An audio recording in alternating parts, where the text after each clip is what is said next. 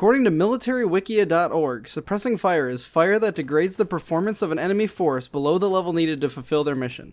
Put simply, when someone's getting shot at, their main priority becomes not getting shot at instead of shooting back.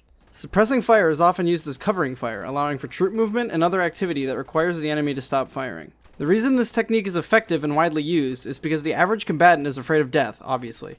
A lot of the time, covering fire isn't particularly accurate, and it's very possible that the person being suppressed could peek out and fire at the element that's moving or throwing smoke or whatever, but they usually won't because bullets being fired at you are pretty fucking scary.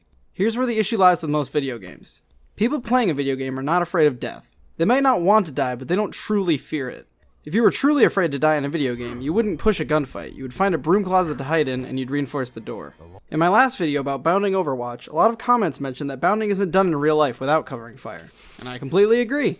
But most games don't allow for covering fire in a way that actually makes it useful. But a select few do.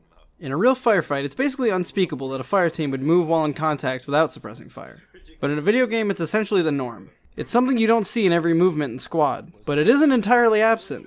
When you're shot at in Squad, even if it's a teammate shooting past you, your screen darkens and tightens in, and your fire becomes less accurate. Onward VR has a clunkier but even more effective method of cutting away the FOV from the outside in, making it hard to respond to threats and generally causing me to lay on the floor in panic. Insurgency Sandstorm also has a very good suppression system. It looks very subtle, but it makes your ears ring, it slows your movement, blurs your vision, and it prevents the extra zoom you can normally do with most weapons. The amount of suppression is even based on the weapon that's firing.